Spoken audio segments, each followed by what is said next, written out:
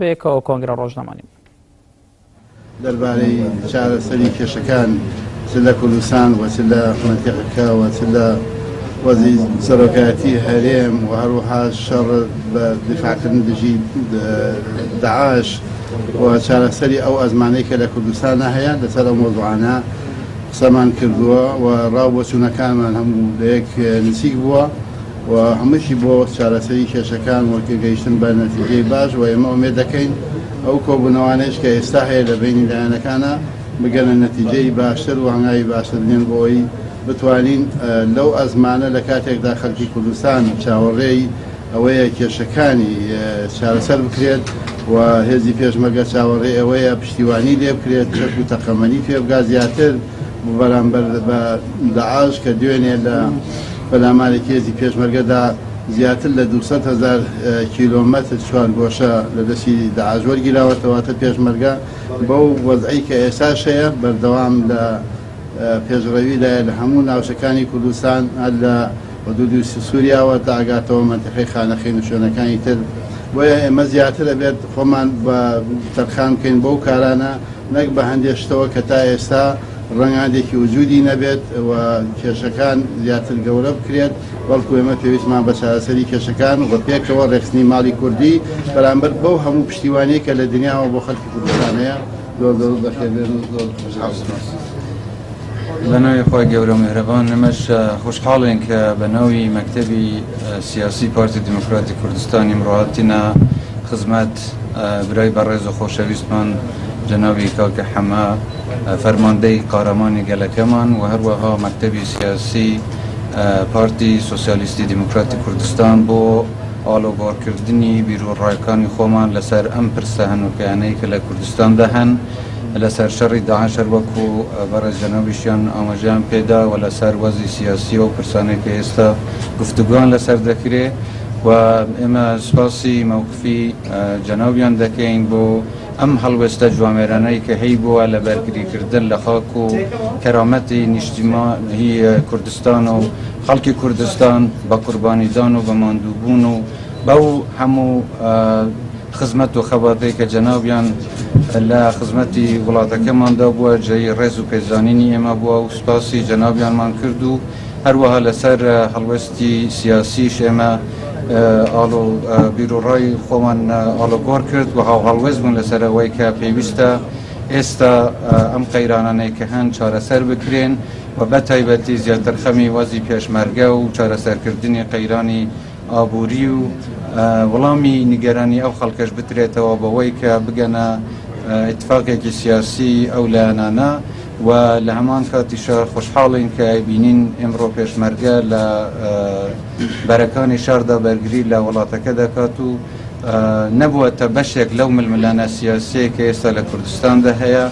و بەم بۆ نەشەوە دەستخۆشی و پیرۆزبایی لە سەرکەوتنی پێشمەرگە دەکەین ئەوەی دوێنێ بەدەستیان هێنا و سەری ڕێز و نوازشی بۆ شەیدەکان دەئەنوێنین و هیوای چاکبوونەوەش بۆ بریندارەکان دەخوازین و جارێکی تری زۆر مەمنون.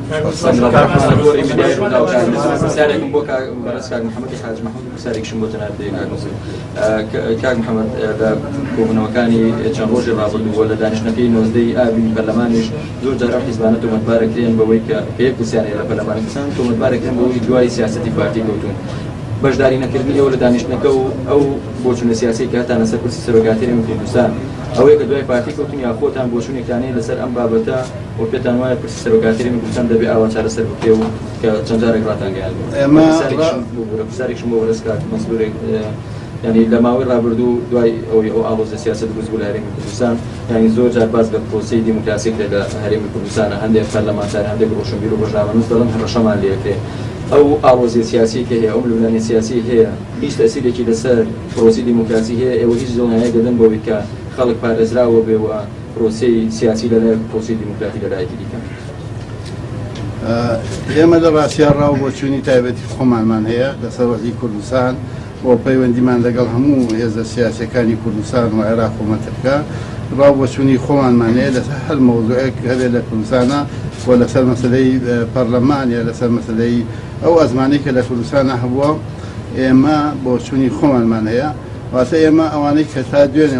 ئاڵن کە ئێمە پشتیوانیمان لە پارتی دیموکراتی کوردستان کرد ئێمە پشتیوانیمان لە واقع کردووە ئەی دوێنێ ئێمە لەگەڵ هێزەکانی یەکێتی نیشتمانی لە ناوچەی داخۆ پێکەوە بووین ئەویان چیمان پێڵێ لەبەرەوە پێم وایە ئێمە ڕاوبۆچون و تایبەتی خۆمانمان هەیە و ئێمە ئەوەی کە خۆمان بە باشی بزانین کە لە خزمەتی خەڵکی کوردستان و میلەتەکە بێت ئێمە بە بێ دوودڵی و بێ شەرمکردنێکی سەبارەت بە پرسیاری جەناب لەسەر بابەتی دیموکراسی لە کوردستان من پێم وایە ئەم وەزێک کە ئێستا لە کوردستان دەبینین زۆر ئاساییە و ئەمە مەمارەسەکردنی دیموکراسیەتە ئەمەی کە ئێستا هەیە دەوڵەمەندبوونی پرۆسەی دیموکراسیەتە کە لە کوردستان هەیە و ئەمەوێ ئەوەش بڵێم کە جێی دڵخۆشیە کە ئەو ململانە سیاسی کە ئێستا لە کوردستاندا دەبینین لە قاڵبی سیاسی و لە بینی حزب و پارتە سیاسیەکان دەماوەتەوە و ڕەنگی نەداوەتەوە بە تایبەتی ئەبینین کە پێشمەرگە و هێزە ئەمنیەکان تێکەڵاوی ئەم ململانیان نەبوون و ئەمەش جێی دڵخۆشیە و ئەمە خۆی جێی ئەوەیە کە خەڵک پێی دڵخۆش بن و نیگەران نەبن لەم وازەیەکە هەیە و ئەم سەرکەوتنانەی کە پێشمەرگەی نوێنەی لە بەرەکانی شاردا پێکەوە لە بیر و بچوونی جیاوازیان هەیە لەوانەیە لە ڕووی سیاسیەوە سەربەلایانی جیاواز بن بەڵام لە ڕووی ئەوەی کە پێشمەرگەی کوردستان و تێکەڵی ئەم ململانە سیاسیە نەبوون ئەمە ئاماژە بە سیاسەتی حەکیمانەی جەنۆبی سەرۆک و هەموو ئەو نیشتیمان پەروەرانە دەداتن کە لە ماوەی ڕابردوو ئەم کەشیان دروست کردووە کە کوردستان بەو ئاستە بگاتن و پێم وایە ئەمەی کە ئێستا دەکرێت ئەمە سەرکەوتنە بۆ کوردستان و ئینشاءالله ئەنجامیشی دەبێ و لە هەنە سیاسەکانیش دەتوانن بەیەکەوە زیاتر پەرۆشی خەڵکی کوردستان وەزی خەڵکی کوردستان بن لەوەی کە بیر و ڕای تەسکی سیاسی خۆیان فارستان لە کوردستان تێگەی پرسیارمەیە پرسیارێک بۆ بەڕێستان دەوترێت پرۆسەی سیاسی لە هەرێمی کوردستان بە بنبەست گەیشتووە و هەڕەشەی لەسەر پرۆسەی حکومڕانی لە هەرێمی کوردستان دیدی ئێوە لەسەر ئەوە چیە واتە نەگەیشتنی لایەنە سیاسەکان بە حەلێک هەڕەشەی لەسەر پرۆسەی حکومڕانی ئەوە پرسیارێک بۆ بەڕێستان پرسیارێک بۆ بەڕێست ئێوە سەرنجی ئێوە چییە لەسەرەوەی کە دەوترێت مەلەفی تر تێکەڵ بە مەلەفی سەرۆکایەتی کراواتە پرسی نەوت و پرسی ئەمنی واتە لایەنەکانی تریکە لە کۆبنەوەی پێچخۆڵی داوای ئەو بابەتە دەکەن پێم وایە ئەگەر هەڵمەند بەڕێستەوە غەدر لە بارزانی دەکرێت ئەو بابەتانە تێکەڵ بۆ بابەتی دەکرێت و دیدی ئێوە لەسەر ئەو بابەتە چییە؟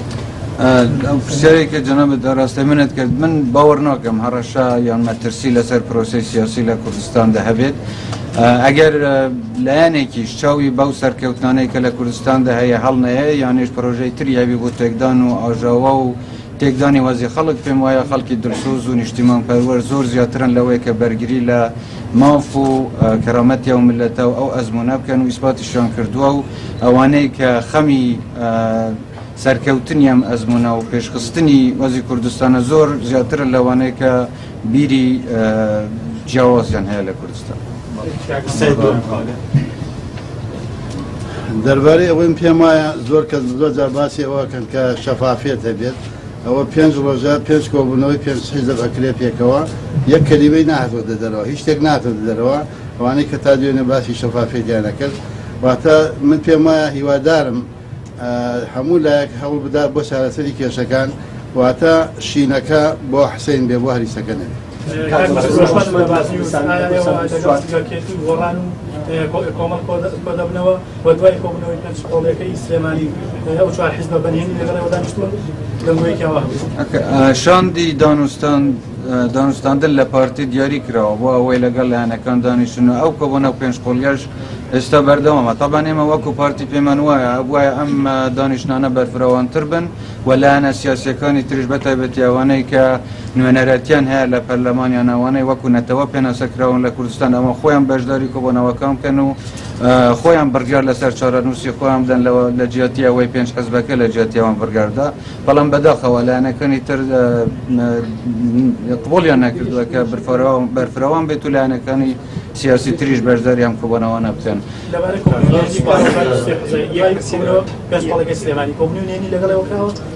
هیچ کۆبوونەوەی نهێنی نییە کۆبوونەوەی تر کۆبوونەوە ئەو دانیشتانەیەکە کراوە ئەو لەنانەی کە پێشتر سەردانتان کردەوەی کە ئەمڕۆژ بەنیاز سەردانیان بکەم سەردانتان کردووە داوای چیتان لێ کردن داواتان لێ کردووە کە بەڕێز بازانی بۆ 2 ساڵی دادێت هسه رو چرند بیتو بسیارش بو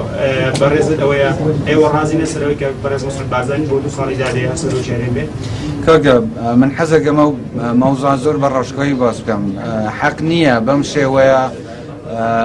مەسەلە بە کەساتیکردنی جەنابی سەرۆک بارزانی بێ ئەمە پرسی سەرۆکایەتی و شێوازی حکومڕانی لە کوردستانە کە مناقشە دەکرێت ئێمە پێمان وایە جەنابی سەرۆک ئەوەی لە سەرشانی بوو ئەنجامی داوە نامەی ناردووە بۆ کۆمیسیۆنی هەڵبژاردن بۆ هەڵبژاردن بکرێت کە ئەوە خۆیان ئامادە نەبوون بیکەن و لایەنە سیاسەکانی تریش هەر یەکێک بە ئاراستەیەک بە جۆرێک ویستی هەڵوەستی خۆی دیاری بکەوە بە زۆرینە ڕێی خۆی بسەپێنێ کە ئەمەش نەکرا کەواتە ئەگەر اتفاقی سیاسی نەبێ و لە لایەکیشەوە هەڵبژاردن نەکرێ ئەبێ پەنا بێتە بەر یاسا لێرەش خوێندنەوەی جیاواز بۆ یاسا هەیە کە مەجلسی شۆرە هەیە بۆ ئەوەی حەکەم بێ لەوەی کە کامە تەفسیری یاسایی دروستە کە ئەوانیش بڕیاری خۆیان داوە کەواتە بەردەوامبوونی جەنابی سەرۆک لە پۆستەکەی پێمان وایە بابەتی یاسایەکەی چارەسەر کردەوە هیچ فەرەقێکی یاسایی لەمەدا نەماوە مەسەلە ئەوە نییە کە کێ سەرۆکە ئێستا مەسەلە وایە پۆستی سەرۆکایەتی ئێمە هەڵوێستێکی ترمانەیە ئەمانەوێت کە سەرۆک ڕاستەوخۆ لەلایەن خەڵکەوە هەڵبژێردرێ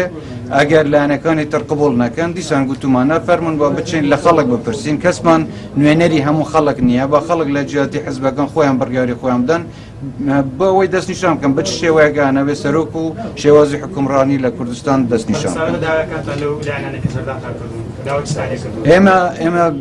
ئاڵۆگۆڕی بیرڕامان کردووە لەسەر هەموو ئەو پرسانە ئێمە لە ڕاستیا لەگەڵ ئەوەین کە سیستەمێک بۆ کوردستان دابێ ئەو سیستەما بۆ ئێستا نییە بۆ جەنابی کاک مەسعود بەرزانی نییە بەڵکو بۆ داهاتووشە واتە ئەو سیستەمە بێ کە خزمەت بە خەڵکی کوردستان بکە ئێمە لەگەڵ ئەوەی و ئەوەش مەسەلەی سەرۆکی هەرێم یا پەرلەمان خۆی بۆ خۆی ڕژنووتی دەستور نووسراوە پەرلەمانێکی دیموکراتی و پەرلەمانی دیموکراتی کۆماری ئەمە خۆی بۆ خۆیان سیستەمەکە پەرلەمانیە بەڵام لەسەر سەرۆکی هەرێمی کوردستان ئێمە وەکو حیزبی سۆسیالیست لەگەڵ ئەوەی سەرۆکی هەرێم لەناو خەڵکی کوردستان هەڵبژێرێت و حەقی مافی 6 ملیۆن خەڵک نەخورێت و خەڵکی کوردستان خەڵکی تریشە بێ خۆی کاندیدکە بۆ کوردستان ئەو لایەنانەش کە مەسا بۆ ناڕازین کاندیدەکان کێ با فەرمێت ئەوە ئەرز و ئەوەش گەز بە خۆی کاندید